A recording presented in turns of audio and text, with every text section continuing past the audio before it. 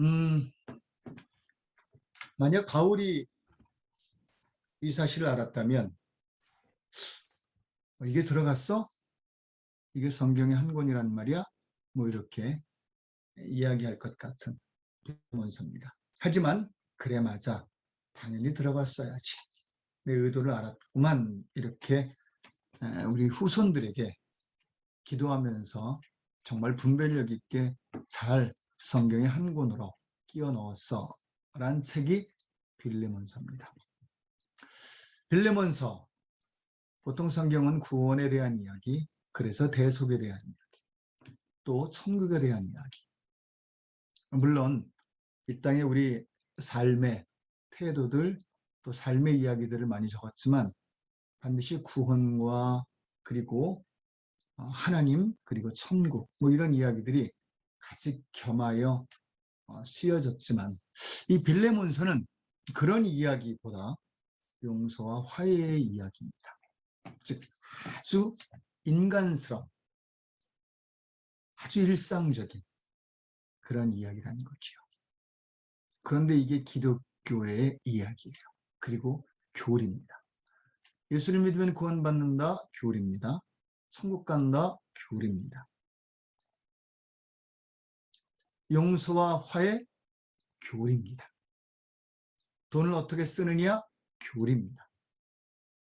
오늘 그중 용서와 화해라는 일상적인 교리와 그리고 종교적인 교리로 나눈다면 그중 용서와 화해는 일상적인 교리에 속하겠습니다. 우리 그 이야기를 한번 함께 나누도록 하죠. 모두 읽어보셨죠? 예. 읽은 분 1번, 안 읽은 분 2번 이렇게 표시할까요? 예. 시험부터 들 것 같다. 일단 안 읽으신 분들에게는 용서와 화해를 구하면서 빌레몬서를 시작하고자 합니다. 빌레몬서, 옥중서신입니다. 특별히 골로새 교인이었던 빌레몬에게 다른 편지를 전하면서 함께 전달한 편지입니다.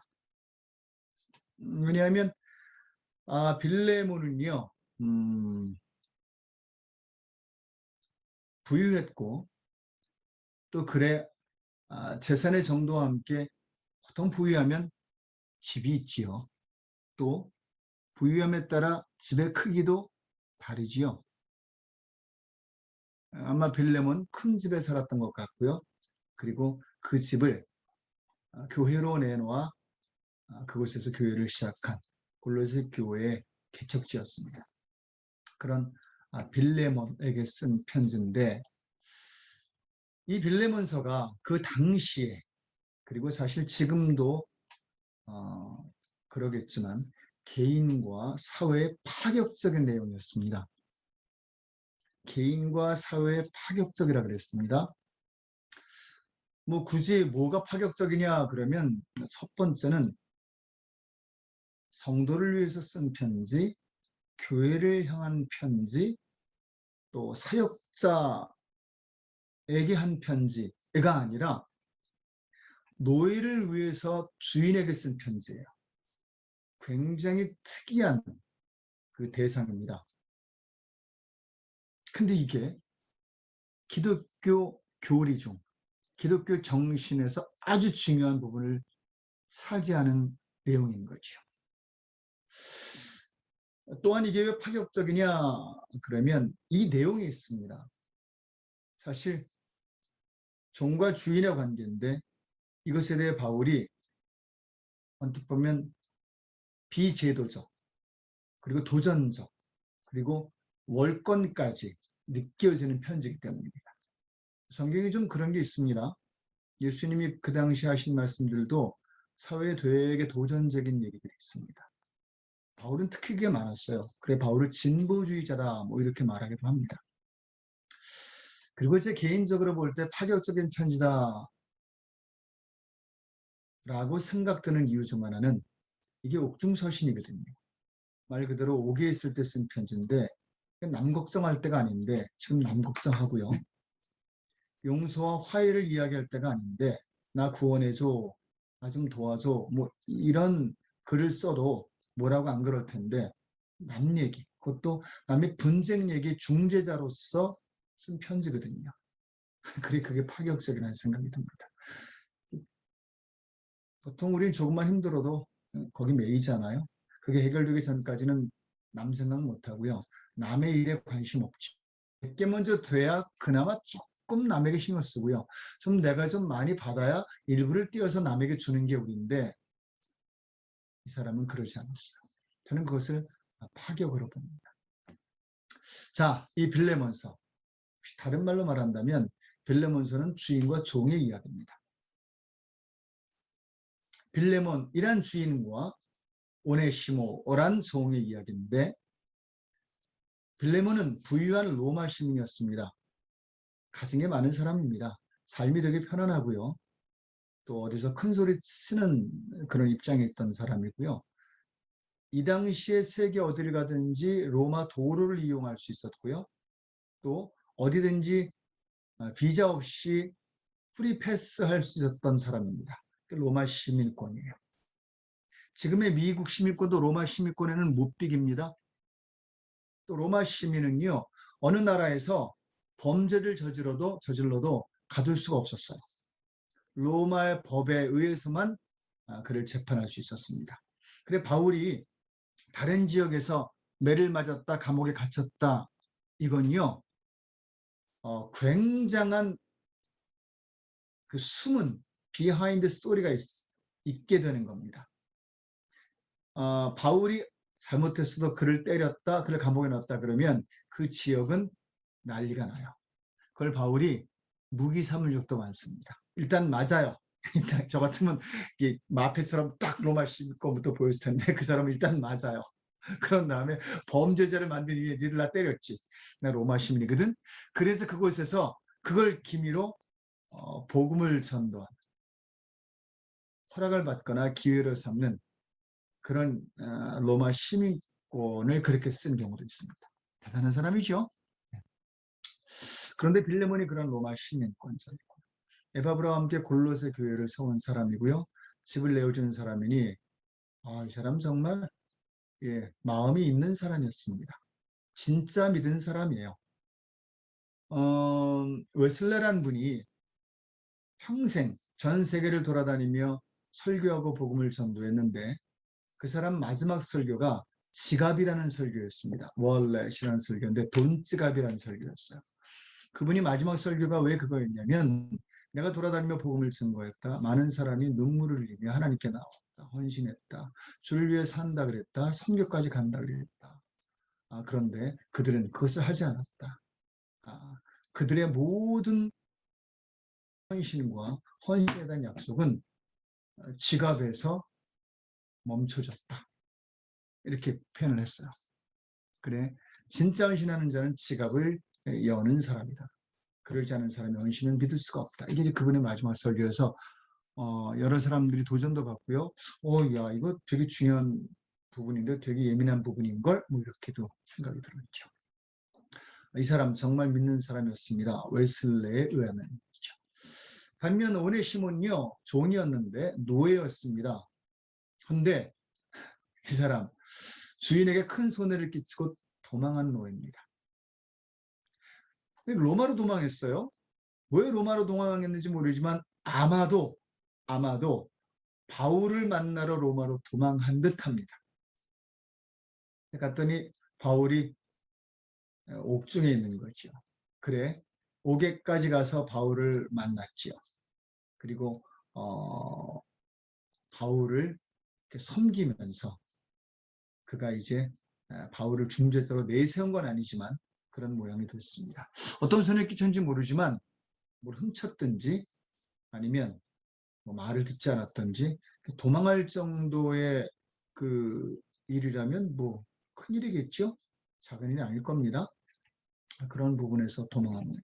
이 두 사람의 이야기인데 이 두 사람에 대한 바울의 표현이 있습니다. 빌레몬에 대해 이렇게 말합니다. 이게 되게 의미 있는 건데 그가 중재를 시작하며 한 말이 사랑받는 동역자 빌레몬아 이거예요. 참 바울이 중재자로서 얼마나 사회성이 높은지 보여주는 표현이랍니다. 더군다나 20절에 가서 그렇게 말합니다. 너는 우리에게 기쁨을 줄 수 있는 사람이야. 굉장한 표현입니다. 기쁨을 준 사람이야도 되지만 기쁨을 줄 수 있는 사람이야. 이제 뭔가 부탁하려는 거죠. 그런데 이것이 아니라 진짜 그 사람에 대한 표현이었던 거죠. 그리고 군데군데 그에 대해 말하면서 7절과 20절에 형제란 표현을 씁니다. 너는 내 형제야. 이게 어떤 표현인지 이제 여러분과 함께 좀 자세히 나눌 수는 없으나 이 형제란 표현은 굉장한 표현입니다. 이 형제란 표현은요, 성경에서 우리에게 하는 최고로 존중하는 리스펙트하는 표현이에요.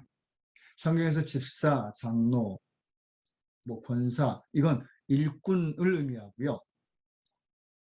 선지자도 일꾼이에요. 제사장 일꾼입니다. 필요하지요. 우리 삶에 일꾼의 의미가 있으니까요. 그런데 그 중에서 우리를 가장 존중하고 최고의 우리의 위상을 표현할 때 두 가지 표현을 씁니다. 하나님의 자녀란 표현과 형제, 자매란 표현입니다. 자매란 표현은 없지만 대표적으로 형제가 자매를 포함합니다. 형제는 하나님의 자녀라는 표현과 같이 맞물려가는 표현으로서 천국에 가면 집사도 없을 겁니다. 장로도 없을 겁니다. 목사 없을 겁니다. 왜? 필요 없으니까요. 그곳에선 한 패밀리로 만나 모두 형제와 자매가 될 겁니다. 그래서 제가 농담으로지만 실제로 저희 아버님, 어머님을 위해 이렇게 묵상하다가 기도할 수는 없으나 그분을 생각하면 천국에 계실 거거든요. 그래서 그분들에게 가끔 제가 그럽니다.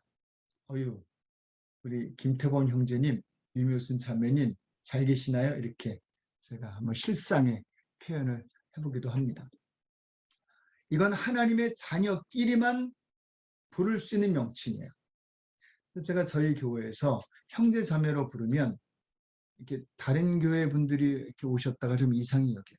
저분은 교회 리더인데, 기도도 하시는데, 또 형제입니까? 아직까지? 제가 설명을 해줘요. 이게 최고의 표현이에요.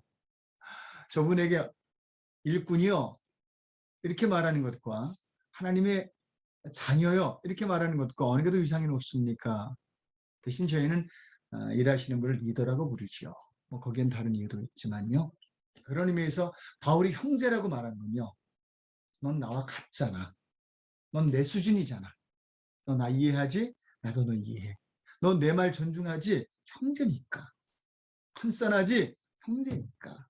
이런 표현이 여기 들어있는 거죠. 특히 빌레몬서에서 빌레몬에게 형제라고 말할 땐 그런 의도도 들어있는 겁니다. 자, 그리고 뭔가 잘못했을, 그래 도망까지 했을 오네시모에 대해 바울은 또 이렇게 표현합니다. 1장 10절에 1절에서 이어져 가는 거지만 사랑받는 통역자 빌레몬아, 너에게 큰 손을 끼치고 나에게까지 아마도 도망온 이 노예. 그런데 이 오네시모는 이전엔 어땠는지 난 몰라. 잘못했겠지. 잘못됐겠지. 도망할 정도니까. 그 인정하지 않는 게 아닙니다. 기독교는 죄를 인정함으로 시작되는 종교예요. 내가 잘못했다를 인정하지 않으면 기독교는 의미가 없어요. 믿을 필요가 없잖아요. 잘못한 사람이 필요한 게 기독교인데 내가 잘못 안 했으면 왜 믿어요? 그래, 기독교의 출발은 너 잘못했어잖아요. 그게 일반 사람에게 기분 나쁘게 들리지만 그게 뭐가 잘못인지를 이제 알려주고 성령마저도 그것을 알려줄 때 회개라는 역사가 일어나는 거죠. 그래, 이전에 뭐 잘못했다를 전제로 하는 겁니다. 그런데 이렇게 말합니다. 지금은 이게 중요한 거야. 기독교는요, 과거보다 지금이 중요한 종교고요. 지금보다 미래가 중요한 종교입니다. 그래서 기독교는 앞이 중요한 종교예요. 제가 좀 어려움을 당했을 때, 그날 2, 3년 동안 어려움을 모든 분이 겪으셨지만, 저도 그런 어려움을 당했는데, 그런 중에 제가 한 번 하나님께 기도하면서 제 마음을 바꾼 적이 있습니다. 말씀을 보면서 하나님은 지금과 앞을 향하시는데 나는 자꾸 과거를 향했구나 라는 생각이 들어서 나는 기독교인으로서 자세가 안 됐네, 문제 있는 목사였네를 알게 됐습니다. 그래서 제가 회개한 것 중에 제가 잘못한 것도 회개했지만 이 안목 자체를 회개했었어요. 그리고 과거에서 묶인 걸 던지고 앞으로 가자였습니다. 여러분, 과거를 생각하고 과거를 바라보는 건 나를 묶는 거예요. 올무가 됩니다. 그래, 앞을 향하십시오. 바울은 늘 바울 서신의 앞을 봐요. 그리고 현재를 보여줍니다. 자, 그 얘기 편합니다. 내 갇힌 중에 낳은 아들이야 라고요. 여러분, 바울의 표현 중에 영혼을 구원했다라는 표현이 다른 표현으로 쓰인 몇 가지가 있습니다. 뭐 여러분 아시는 거 있겠지만 그중 바울이 정말 소중하게 표현하는 표현 하나가 있습니다. 내가 너희를 하나님의 형상 되기까지 해산의 수고라는 말과 함께 바로 이 표현입니다. 내가 낳았다. 내가 낳은 아들이야. 바울이 바라보는 제자, 바울이 바라보는 변화된 죄인에서 성도된 사람에 대한 표현 중 최고의 표현. 이것은 교회 사역자, 집사, 장로까지 또 목사는 더더욱 세제 훈련하는 사람이라면 더더욱 주목해 봐야 될 표현입니다. 뭐 나이에 상관하는 건 아니지만 이 마음 갖고 제자를 삼아야 한다는 거죠. 여러분, 바울이 표현한 건요. 내 아답트한 자식이야가 아니라 낳은 자식이라는 거죠. 미국 보면 김기정 집사님 미국에서는요. 이렇게 데려다 키우는 아이들이 미국 사람들은 되게 많아요. 근데 동양인들은 잘 못해요. 아직도 죄송하지만 서양인들보다 동양인들의 마인드가 그런 부분에선 좀 이기적입니다. 안 되는 거죠. 근데 서양인들은 그걸 참 잘해요. 그들의 마음이 그만큼 넓고 깊다는 거죠. 그런데 아무리 그래도요. 낳은 아들과 기른 아들은 좀 다르지 않겠습니까? 아무래도요. 그래 오히려 안 낳은 아들에게 더 의식적으로 잘하는 경우도 있다는 거죠. 그게 안 낳은 아들이기 때문에 그런 거거든요. 이 낳은 아들이라는 건 여러분 뭐 이 핏줄은 어쩔 수가 없는 겁니다. 그렇죠? 이 핏줄에 대한 우리의 태도는 뭐라고 말할까요? 글쎄요. 저는 어릴 적 아이를 낳았지만 우리 첫째 아이가 너무 아팠을 때 제가 하나님 앞에 하나님 제가 대신 아프게 얘 낫게 해주세요 라고 기특한 기도를 했던 기억이 납니다. 전 굉장히 기특한 기도였어요. 그게. 전 너무 일찍 아이를 낳아서 제가 삼촌처럼 아이를 키웠거든요. 아이들하고 잘 놀아는 줬지만 애비처럼 군 적은 없어요. 이제 셋째 키우는데 우리 딸이 얼마 전에 그러더라고요. 어휴 이제 애비 됐네 이렇게요. 그 정도로 저는 오랫동안 애비는 아니었는데도 불구하고 낳은 아들에 대한 태도가 그렇다는 거죠. 내 자식이야 너는 아비야 그러면 끝난 거예요. 그 관계는. 거기는 헌신, 섬김, 뭐 희생 다 가능한 겁니다. 자, 그런 중 낳은 아들이라고 표현합니다. 얼마나 수고했겠습니까? 얼마나 또 진심이겠습니까?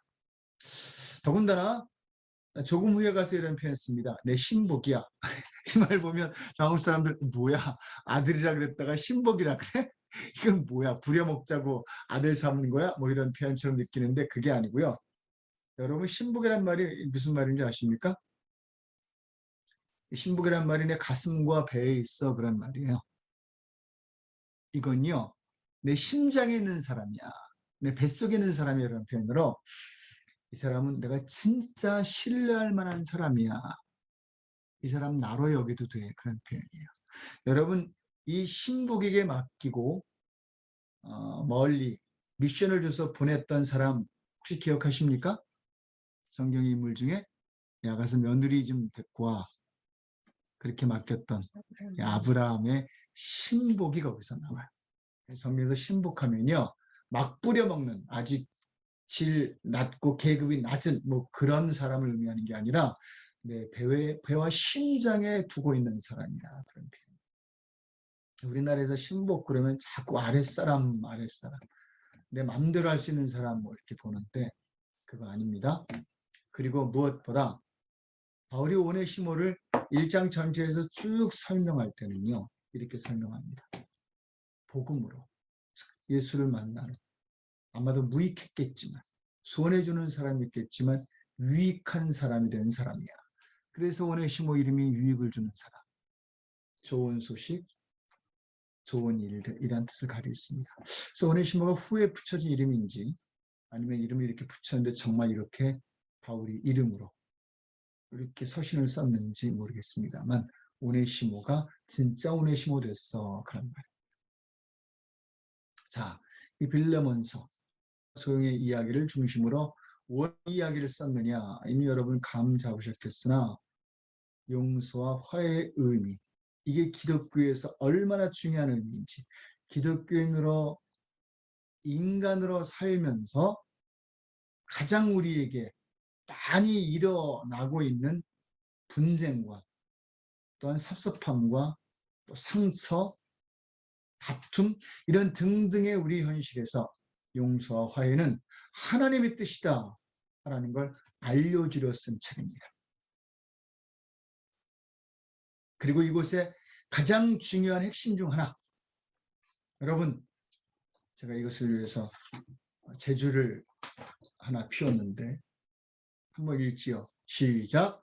사람은 변한다. 놀랍지 않습니까? 제가 할 수 있는 최고의 제주입니다. 사람은 변한다. 이거 정말 사람들이 안 믿어요. 사람들은 이 반대를 믿지요. 사람은 안 변해. 저도 그런 얘기를 든 적이 있습니다. 에이, 목사님들은 안 변해요. 이런 말. 제일 답답한 말이고요. 그리고 사실은 많이 동의되는 말입니다. 참 사람 변하기 힘들어요. 그치요? 인정합니다. 사람 안 변해요. 결혼하기 전에 남편과 결혼 후에 남편이 다르다고 아내들이 거의 얘기하죠. 결혼하기 전엔 되게 나이스하고 되게 잘해주고 나만 생각하고 선물도 잘하고 결혼하고 났더니 변했어. 아니요. 그때 잠깐 페이크, 속인 거지요. 안 변하는 거예요. 원래 그런 사람이었는데 다시 그런 사람으로 돌아가는 거지요. 제정신 차리고. 그때부터 본전을 뽑기 시작하지요. 평생. 자, 사람은 안 변해요. 그게 우리 생각입니다. 그리고 그게 죄송합니다. 맞아요. 사람 안 변합니다. 바울도 이걸 알아요. 성경에서 우리에 대해서 변화를 그렇게 말하지만 안 변하는 모습이 되게 많이 기록되어 있습니다. 그런데 바울이 믿는 거 하나 있어요. 인간은 안 변해.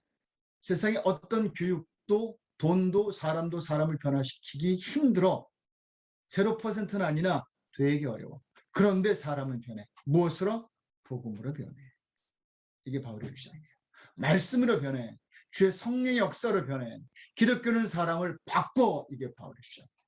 그리고 용서와 화해는 사람이 변한다는 전제 조건과 그 가능성을 놓고 하는 거야. 변한 사람이라면 더더군다나 용서와 화해가 가능해야 돼. 이게 바울의 빌레몬서에서 우리에게 주려는 메시지지요. 그래 여러분, 우리 기독교에는 사람은 변한다. 라는 믿음 갖고 사람을 대하는 겁니다. 세상은 변한다. 이것 갖고 대하는 겁니다. 자, 그걸 오늘 바울이 우리에게 오래전 빌레몬에게 말해준 거지요. 자, 책의 개요입니다. 구성입니다. 중재자 바울이 아마 그 속속 주제가 될 거고요. 먼저 1절에서 7절 한 장이니까요. 참 중재자로서의 태도 훌륭합니다. 빌레몬을 칭찬해요. 그리고 인정합니다. 진짜지만 참 중재자로서 좋은 태도입니다. 가서 뭐라고 그러면서 시작하면 중재가 되겠습니까? 당신 말이야. 이게 뭐야. 이게 속이 좁아 터져가지고 중재는 끝났어요. 그걸로 땡 끝났습니다. 좋은 거 찾고 좋은 걸 인정해 주는 거 좋은 중재자의 태도인데 그거 아세요? 하나님을 믿으면요. 죄인으로서 지적을 받는 것보다 하나님의 위로와 인정이 되게 많아요. 여러분 하나님을 믿으면요. 하나님이 여러분의 작은 좋은 것도 굉장히 많이 인정해 주세요. 진짜 믿는 자는요. 패배의식에 젖는 게 아니라 열등의식에 젖는 게 아니라 그걸 극복하게 돼요. 그게 기독교의 핵심이에요. 그래서 기독교를 믿으면 자존감이 늡니다. 자부심이 생기고요. 혹시 내가 믿었는데 점점 패배의식이 느껴진다. 잘못 믿는 겁니다. 농담입니다. 교회 가는데 계속 패배의식만 줘. 여러분 고민하세요. 그게 문제 있다고 봅니다. 교회를 뭐라 그런 게 아닙니다. 기독교가 그런 게 아니기 때문에. 물론 잘못된 건 철저히 회개하게 하지요. 그런데 칭찬하고 인정하는 기독교의 소중한 방향성이며 또 하나님이 하시는 우리를 향한 관계 태도입니다. 바울이 그걸 쓰지요. 또 중재자로서는 반드시 써야 할 겁니다. 이어갑니다. 그리고 8절에서 20절 용서와 화해를 주선하지요. 야, 너 하잖아. 굉장하잖아. 그런데 오네시모 옛날에 어땠는지 그래 오케이 그런 놈이야. 그런 놈이었고 그런데 과거사 됐어. 하고 용서와 화해를 주선합니다. 그리고 21절에서 25절에 한 번 더 빌레몬을 격려. 그래, you can do it. just do it. 뭐 이렇게 이야기하는 그 마지막 부분이라고 생각하시면 되겠습니다. 자, 이 부분을 조금 더 자세히 보죠. 1절에서 7절 빌레몬을 칭찬하다. 빌레몬을 칭찬합니다. 야, 빌레몬, 너 굉장해. 이런 말 하기 이전에 바울이 먼저 목회자의 권위로서 또 축복권을 그만 가진 건 아니냐, 모두가 가졌으나 그가 리더로서 그를 축복합니다. 제가 목사로서 사람들을 만나면 제일 먼저 하려고 하는 게 축복입니다. 어우, 좋아 보이세요? 어우, 저기 이번에 좋은 소문 들리던데요. 어우, 헤어스타일 괜찮습니다. 웬만하면 축복을 해줍니다. 그리고 칭찬을 해줍니다. 바울은 이 순서를 그대로 갔어요. 제가 바울 순서를 따라가는 겁니다. 여자분들에게 조심해야 될 게 제가 좋아 보입니다. 그러면 축복으로 받지 않고 칭찬으로 받지 않고 욕으로 들으시더라고요. 살쪘지요 뭐 이렇게. 그거 아닌데 뭐라고 아직까지 여자분들에게 만나면 인사드릴지 아직도 모르겠습니다. 나이가 이렇게 돼도. 자, 그만큼 신비로운 존재인데, 자, 1절에서 3절 축복합니다. 그것도 자기 축복으로 하는 게 아니라 하나님의 축복으로 축복해요. 최고 아닙니까? 그래, 이 축복을 모아서 만든 게 목사들이 마지막 하는 축도의 내용들입니다. 좀 요새는 다양하지만 옛날에는 거의 정해져 있던 축복의 내용이 이 바울에게서 나왔습니다. 하나님께로부터 오는 평강과 은혜와 소망이 영원토록 함께 하기를, 뭐 이렇게 하는 거죠. 어떤 교회는 찌어다라는 말로 약간 반말로 선포하는 말로 좀 축도의 권위를 세우고요. 어떤 교회는 입니다로 그냥 그들의 많은 언어를 쓰지요. 저는 이제 뒤에 편을 쓰는데 가끔 어느 교회 가면 목사님께서 손을 들고 찌어다 그러면 되게 권위 있게 느껴지긴 합니다. 하나님께로부터는 권위가 있나 보다 이런 느낌을 주게 하죠. 그렇게 축복합니다. 그만큼 할 만큼 하나님의 축복은 큰 거죠. 선포할 만합니다. 그리고 이어 빌레몬을 칭찬합니다. 이렇게 말하죠. 내가 감사하고 기도할 때 너를 말합니다. 여러분, 제가 제일 소망하는 교인이라면 이런 교인. 감사하고 기도할 때 말할 수 있는. 하나님, 감사해요. 누구 때문에요? 하나님, 제가 이제 이거 기도하려고 하는데, 이거 원하는 거 있는데, 제가 누구 때문에 이렇게 기도할 수 있겠어요? 여러분, 이런 사람이 있다면, 저는 그 목사는 되게 축복받은 목사라 생각합니다. 여러분도 마찬가지예요. 감사하고 기도할 때 말할 수 있는 사람이 있나요? 또, 감사하고 기도할 때, 여러분을 말할 수 있는 그 대상이 여러분인지요? 그것도 여쭤보고 싶습니다. 이어 또 그에게 축복하고 칭찬합니다. 성도에 대한 사랑과 믿음을 내가 드립니다. 이 빌레몬, 성도에 대한 사랑과 또한 그들을 향한 신뢰들이 있었던 사람입니다. 공동체를 정말 잘 이루는 사람인 것 같아요.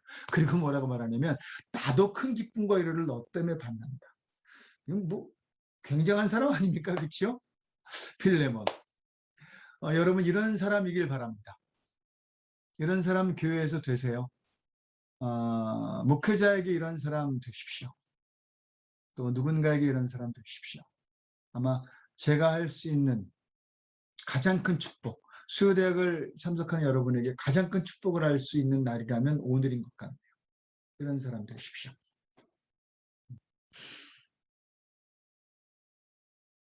이제 이렇게 칭찬한 빌레몬에 대한 칭찬과 인정을 이어 이제 정말 본론으로 들어갑니다. 8절에서 20절 용서 화해를 제안합니다. 여러분 제안이라 그랬습니다. 바울은요 복음에 대해서나 또 사역에 대해서 명령과 제한 두 가지를 합니다. 그런데 상당히 많은 부분이 명령처럼 기록되어 있어요. 꼭 해라. 여러분 예수 믿으세요. 명령입니까? 제한입니까?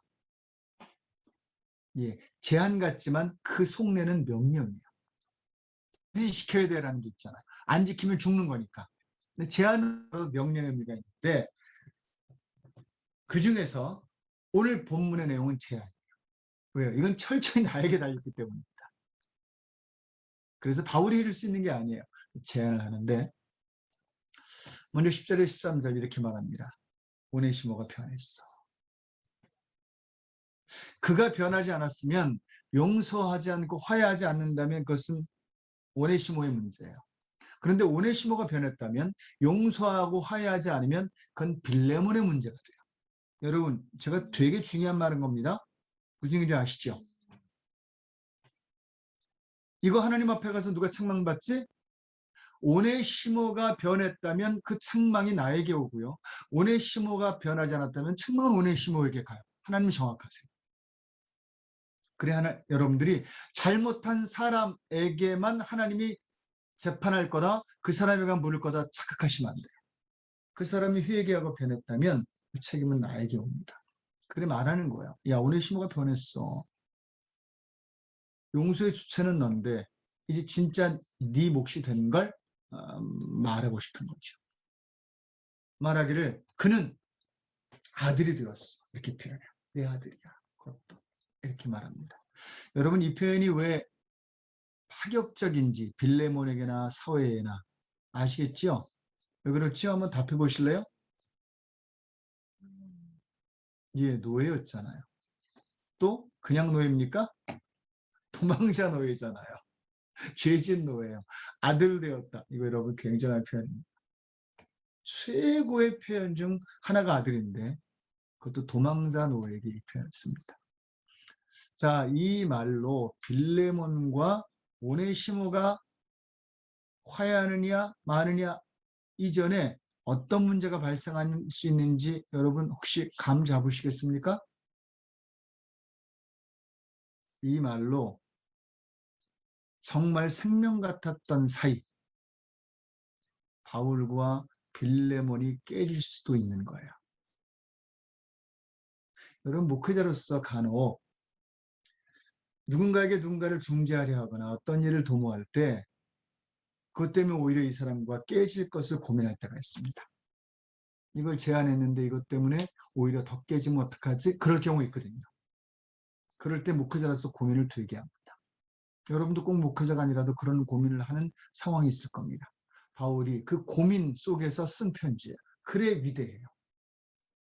빌레몬가 깨지면 솔직히 말합니다. 오네시모가 깨지는 게 바울이 이득이 있을까요? 빌레몬과 깨지는 게 그게 더 불이익이 있을까요? 빌레몬과 깨지는 게 더 불이익이 있을까요? 맞춰보세요. 여러분 오네시모는 아무것도 가진 게 없어요. 그와 깨져 봤자예요. 빌레몬은 아니에요. 부자잖아요. 이걸 제일 먼저 말할 것 같지만 그의 교회 자체가 깨질 수 있어요. 부자라기보다 그 부를 잘 쓰고 있잖아요. 근데 바울은 보는 거예요. 부를 잘 쓰고 있는 거나 자기의 삶을 잘 쓸 수 있는 오네시모의 가치를 같이 보는 거죠. 여러분이 바울의 눈은 굉장한 겁니다. 그 전제를 갖고 아들 됐어 이렇게 표현해요. 내 아들 삼았어. 15절에서 20절입니다. 그러니까 더 파격적이에요. 형제로 받아 이렇게 말해요. 아주 단도직입적으로 말하는 거죠. 부탁과 제안이죠. 그러면서 이렇게 말해요. 빚은 내게 청구해. 지금 감옥에 갇힌 돈도 없는 목회자가 빚을 자기에게 청구하래요. 약 올리는 것도 아니고. 이걸 보고 돈이었나? 이렇게 생각하는 겁니다. 재정적 빚이라고 했기 때문에 아마 돈을 훔치지 않았나 싶어요. 빚은 내게 청구해 모아서 줄 생각이었나요? 그런데 이곳에서 우리는 바울의 예수 그리스도의 대속의 태도를 보게 됩니다. 여러분 그리스도인이라면요.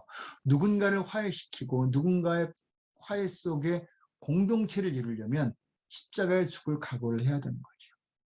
십자가의 정신 외에는 공동체를 이룰 수가 없습니다. 자, 그리고 이제 마지막으로 이 모든 말을 다한 그가 이제 복음으로 인한 용서, 화해를 되는데, 여러분, 기역자 교회 김제에 있는 금산교회를 아십니까? 모르시죠? 테이터라는 선교사님이 한글 이름을 최익환이라는 분인데, 그분이 한국에 오셔서 그 금제, 전남일 겁니다. 이 교회를 하나 세웁니다. 그 교회가 조덕상이라는 양반, 그리고 돈이 꽤 있는 한 부자가 믿고 그 집을 교회로 내주어 그곳에서 교회가 시작됩니다. 지금은 전라남도의 그 유형문화재로 제정이 돼서 보존되고 있는 그 교회인데, 그 교회가 아마 그때 더 그렇게 만든 것 같습니다. 이게 기역자로 만들어졌어요. 왠지 아시죠? 기역자로 만들어진 이유? 남녀가 같이 앉을 수 없었어요, 그때. 그리고 남녀 중에도 종이나 노예들은 이 문 밖에서 예배를 드렸어야 합니다. 그것도 남녀가 나눠졌어요. 그래서 안을 보면 이렇게 되어 있습니다. 가운데 있고 이쪽에 남자, 여자. 그래서 이때 목사님 또 여자 쪽을 너무 많이 보면 또 문제가 됐대요. 남자 쪽을 주로 많이 보고 해야 됐답니다. 참 우리나라, 그리고 문화라는 건요, 기독교도 참 어떤 건 또 따라야 돼요. 이 참 어쩔 수 없는 건데. 근데 저는 너무 예쁘네요, 그죠? 너무 예쁘고. 저는 이 마룻바닥에서 예배했던 기억이 있습니다. 여러분들 중에도 이 기억이 있는 분이 계신가요? 예, 그런 분들은 연수가 오래된 분들입니다. 마룻바닥. 저는 거기서 신앙생활을 했던 기억. 여기 방석도 있지요, 이곳에. 예, 방석 하나씩 갖다 놓고 앉았던 기억이 나고요. 방석에 다 떨어지면 맨바닥에 앉았어야 합니다. 설교는 또 왜 이렇게 길었는지요. 찬양의 은혜가 되면 30분, 40분도 찬양을 했었던 기억이 납니다. 집에 가게 되면 깜깜한 오밤중이 되고요. 그 기역자 교회, 아마 한 집에다가 이렇게 더 엮어서 교회를 짓지 않았나 싶습니다. 그런데 여기에 굉장히 그 지금까지 알려지는 스토리가 있어요. 금산 교회가 어떤지 보다 거기에 이분들에 대한 이야기가 있습니다. 먼저 오른쪽에 있는 분이 조덕상이라는 주인이고요. 왼쪽에 있는 분이 이자익이란 마부, 종이었습니다. 종 중에서도 마부는 더 낮은 거예요. 지금으로 보면 뭐 운전수인데 집의 집사보다 낮은 거죠. 이 조덕상이라는 그 주인이 16살 때 이자익이라는 그 아이가 16살 때 굶고 죽을 찌경에 이르니까 데려다가 종으로 삼았어요. 그래서 먹여 살려줬는데, 테이터라는 선교사님이 와서 교회를 세운 이후에 두 분이 다 믿게 됐어요. 열심히 믿었는데 장로를 선출하게 됐습니다.